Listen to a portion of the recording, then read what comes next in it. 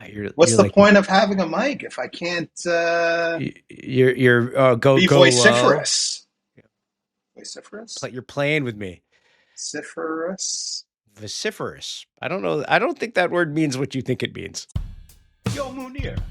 Creativity. The happiest guys on the internet. What's going on, brother? Yo Munir. Someone or something that expresses opinions, complaints, or demands loudly. Yeah. Loud is what I mean. What?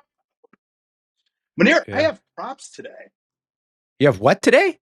Props, like not giving props, but actual Oh. physical props. Oh. Oh, that's even better. Okay, then. I was not expecting that. Had I been prepared better, I probably would have props too, but I'm glad you do. Hey, man, we're doing what we can in the time that we have. Okay, here we go. Munir, welcome to Yo Munir, a show celebrating practice and creativity, hosted by the happiest guys on the internet. I'm Rob Haddad, a former producer and director who spent his career in sports media and technology. And I'm Munir Haddad, co founder and CEO of award winning advertising agency Kiosk and a firm believer in stakeholder capitalism. Munir, we have a very special guest today, and it's another theme. This one is about the power and beauty of a handwritten letter. I love a handwritten letter. How about that? It, in fact, it's in our bio about how we started the show. Was that our Yes. dad used to handwrite us letters from Beirut and would often replace words with emojis or animations or drawings, sketches of things like bus, like, did you ride the bus to school today? Right? I mean, he really was ahead of the curve on this emoji thing. Really was. Yeah. Well, we also had a guest, Kevin Frank, who was wonderful, who talked about saying thank you and the power of thanks and gratitude. And he also recommended handwriting letters to people. And wouldn't you know, today, today, I went to the store and bought a birthday card for a friend, wrote the birthday card, wrapped a present, packed it in a box, brought it to UPS to ship the present and the handwritten card to my friend for his birthday. That is highly impressive, Rob. What I want to emphasize is that typically I will text or call someone for their birthday. And my friend Paige Keffer, she's a family friend of the household, she has been on a delight kick Oh. and suggests you carry a book of stamps with you so that when you're thinking about someone, you can find a postcard, write it, post it, and mail it immediately. That's the instant gratification we're all looking for, but with something more personal. And it also is intentional. You have to take the time to do it Yeah. beyond a text is thoughtful. I'm not saying a text Yeah. isn't Yeah. thoughtful, Yeah. Yeah. but let me tell you something. It took time and planning to do what I did today. I And I, have, yeah, oh, keep I was going to going. say, and I felt good about It is. And, they talk about notes being more remembered when you write them yourself. I wonder how that feels on the gratitude side and like the intentionality of stuff like that. it. Well, you know, it's too soon. I'm not going to say it right now. But what I will say is, I have prompts today. I've teased So, it. along Tell with me. the letters we used to get, um One, it was because calling on the telephone was really expensive, and then there's a time zone thing. And the time zone thing would screw everything up as well. So it was much, it was like this was the way. The way was to write a letter and see what came back, and you would be okay taking a little bit of time. That blank space sometimes is important. A little bit of a break is okay. But we also used to send postcards because that was like the instantaneous communication of yesteryear, That's a great point. right? It was cheaper. Yeah. You'd buy it from wherever you were. Because instead of taking a selfie of me at the, Sagrada Familia, I'd go buy the postcard. Look where I was, Look where I or look was. where I am. Yeah, and I was And thinking about you, Rob, or, that's right. whomever it was at the time. Yeah, postcards are a lost art too. And yeah, I mean, it could be amazing, right? I had a business idea. Tell me more.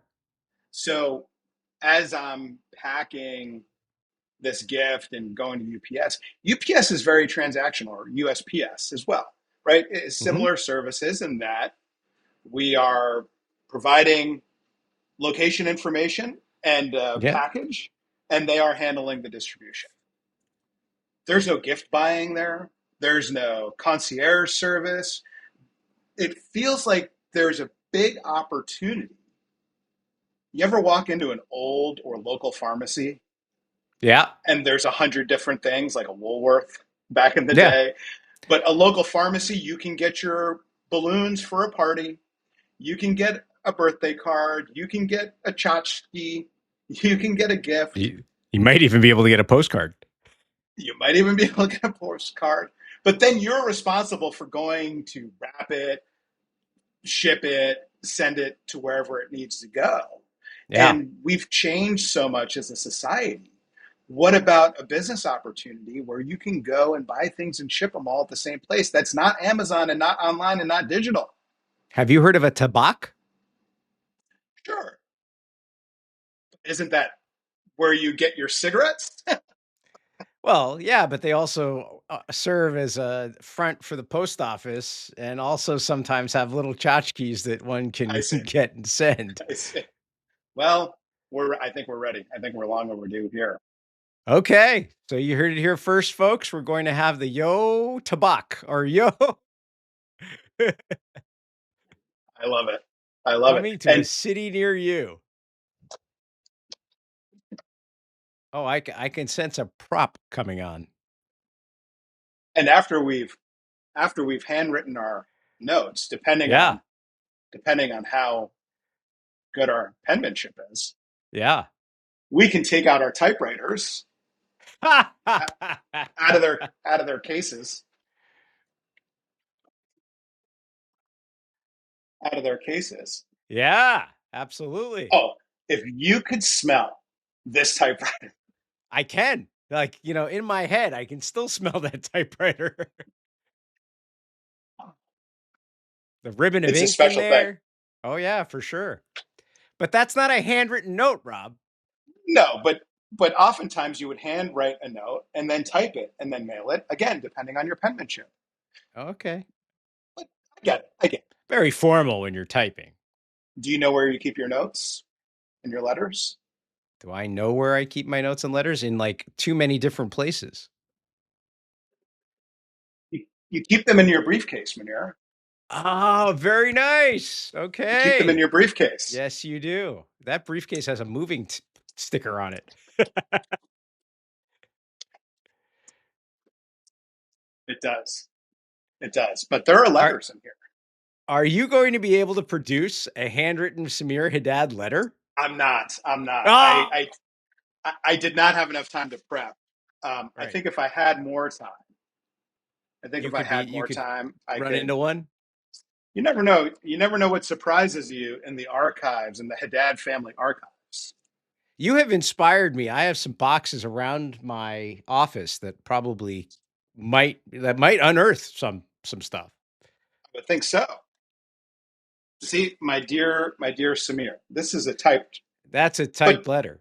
but surely it was handwritten before. I mean, this is a lengthy. This is Yeah. 1980, 1983. Who is it to and from? To my dear Samir from Jill. Much love to you and Abu Samir. Jill may or may not have, That because she may have typed it. she was quite a good typist Yeah. and a natural writer, so she very well could have just had at it. This is 1974. Ah, yes, Jill Haddad did not have the best penmanship. That's how I knew I was getting the aircraft carrier from mom and dad at age 9, was because the note from Santa was in this handwriting. Oh, that's amazing. Oh boy. Yeah. It Yeah. was all over 9. Yeah. 9. She Not bad. tried really hard. Oh, this is from Jill and Munir. You were born. This is 21st July in Sussex. Hmm. Oh, it was a birthday. It was a birthday note a month. Oh, here's here's Dad's penmanship from Yeah, MEA. there you go. Yep. This is how we corresponded, right? Oh Yeah, no, that's it. sorry. This is Uncle Nibs. I was It about to says, say yeah, because yeah, you're smart. MEA. Oh, good point. Cedar Jet, onboard Cedar Jet. It's How what about the that? MEA onboard Cedar Jet. This is 29th October 1975. Yeah. Anyway, this is probably not one I should read Maybe not right now. to our audience. But you get what we're. I mean, I the understand. power of holding this in my hand. Yes. Yeah, something physical. That's number one. Something that somebody else touched. So, I think we have done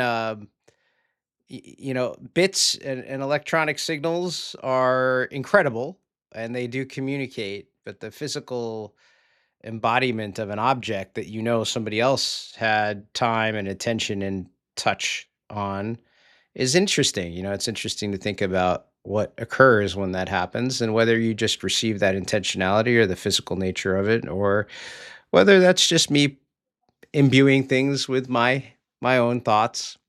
Either way, I like it.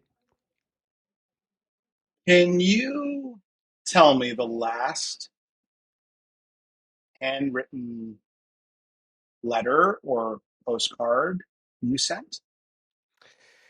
So in my household, we do a good job.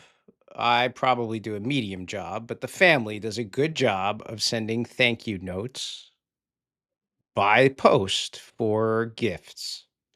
And so um, we sent recently to a family member a happy birthday card and hand wrote the note. And I can't remember whether that one went with a gift or not, but we do what you're talking about more often than not. Um, and it's that there is a little bit of an intentionality about that. The handwriting of a thank you. Love that. I'm probably below medium on that, unfortunately. Well, y- I'm curious. Can you go back further and tell me the last handwritten note that wasn't a birthday card or a thank you note? That was a letter or or oh, like a a thinking of genuine, like, you, like you had to yeah. write to communicate or wanted to write to communicate. And I don't Um, need who it was to, but maybe you can tap into, for instance, I'm sure I hand wrote letters in 2009 and maybe 2010, definitely 2009. yeah, I couldn't tell you the year. Okay. I do recollect handwriting notes to people about whatever, that was just a, hey, I'm thinking about you, or I have something to say. And so I think this is the best way to say it. Yeah. And yeah, I mean, like you're saying, I think that the time and intentionality of doing it, and then the value on the other side of receiving it, I think is something that, yeah, we should do more of. Now that you've been running around looking at stuff, I've got something for you. You got, oh, yeah. You have this somewhere already. but since we're sharing stuff, Yeah. this is a note that I found in a book. Oh, you posted that on I LinkedIn did. too. I have posted this before because I came across it in a book that I had been reading when I had visited Dad.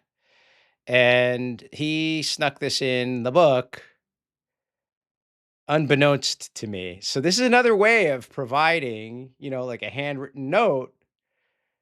I And love that. the sentiment was also it's also appreciated because there was a time where I was stressed out or not, feeling great or just trying to juggle too many things. And he was towards the end of his life. You could see by the shakiness of his handwriting, right? And so that's powerful too. It's like, what do you remember towards the end? And towards the end, he was trying to remind me now, before I got to the end, that, you know what, maybe we should probably smile a little bit more. So I've tried to take that to heart and I've tried to minimize the stress in my life as best I can. It's not, you can't minimize it completely, but just making decisions and choices and also making decisions and choices about how we receive information that's coming at us. You know, Sometimes in my life I might have like really received something that is objectively negative and gotten upset about it. Well, you know, it's you c there are some realities about what you can do with and what you can't. So, it's like I have been intentional about receiving that information and just trying to smile and trying to let it, kinda wash over. Amazing. Thank you for We'll see sharing how that. it's working. Yeah, well, we're all a work in progress. Amen. That's the practice part of what we're doing here, Rob. Practice. Munir, I mentioned delights earlier, Yes. and I know I reference Ross Gay quite a bit Yes. on this podcast, but he does have a book called The Book of Delights, Okay. as well as following books that are a series of a book of delights. And I was wondering if I could read you something. Oh, I love it when you read me something, and especially from Ross Gay. Awesome. Okay, here we go. The Book of Delights. Because in trying to articulate what perhaps joy is, it has occurred to me that, among other things, the trees and the mushrooms have shown me this, joy is the mostly invisible, the underground union between us, you and me, which is, among other things, the great fact of our life and the lives of everyone and the thing we love going away. If we sink a spoon into that fact, into the duff between us, we will find it teeming. It will look like all the books ever written. It will look like all the nerves in a body. We might call it sorrow, but we might call it a union. One that, once we notice it, once we bring it into the light, might become flower and food, might be joy. Well done. Well So, selected. Yeah, absolutely. so and what is more joyful and sometimes more sorrowful than receiving a handwritten letter? Indeed. Beautiful. I Value. love you. I love you. I have a mixtape. You have a what? I have a mixtape. Oh, fantastic. Tell me what's on your mixtape, Rob. I have a mixtape about letters and Okay, I writing. can't wait. First and foremost, The Cure, a letter to Oh. Elise. Oh, wow. Well done. I jumped you on being on the nose, but oh, Elise, it doesn't matter what you say. Just the opening to that song and the vibes or whatever the instrumental is in the lead up is just so iconic. Bon Iver, award season. Oh. I can handle way more than I can handle. It's not necessarily a handwritten letter or a letter, but it is a Hmm. song about someone or something. And it's clearly he obviously had to write it, in order to make it a song. So I love that song. That's off his most recent album. And then Eric B. and Rakim, I Know You Got Soul. I start to think, and then I sink into the paper like I was ink, using All Bobby right. Bird's classic, I Know You Got Soul. Tremendous, tremendous. It's one of the first songs I spun at a party in Ann Arbor. Spun, by the way, on Yeah. turntables in the basement. My man And Chuck Winters. Shout out to Chuck Winters. Chuck was DJing the party and he had left the tables, and I was like, "Can I spin for a minute?" He's like, "Sure." The first vinyl I put on was Eric B. and Rakim, and I played I Know You Got Soul. And he came downstairs, followed by a bunch of other people, like, "Who's playing that?" I was like, "It's this guy." So, shout out well to Chuck. done. I am predictably on the nose, Rob. Box full of letters. Wilco. I have to because I love that song. That was their debut album after being Uncle Tupelo, and it came out when I was in Chicago, so it means a lot. Letter to You, Bruce Springsteen, because I am in the top 0.04% or something ridiculous Of of listeners Springsteen on listeners? Spotify. I did not know that. It is true. And then to close it out on my three, Just the Way You Are, Billy Joel, because I like Billy Joel. It was hard not to include Signed, Sealed, Delivered, I'm Yours I think you have by to do Stevie it then. Wonder. I think you have So the right. maybe when it's just the two of us, just the two. Wow. Is that one of yours? At some point, it will be for sure. Maybe when it's just the two of us, we can choose 5 songs on our mixtape. Oh, I tell you, we're getting greedy, greedy, greedy, greedy. But I think you're right because these days playlists are much longer than the 45-minute space that you have on a cassette tape on side A and side B. It's about 9 or 10 songs, depending on the appropriate spacing. Yeah, absolutely. All right, Love it. Rob, I love you. Bye. Bye.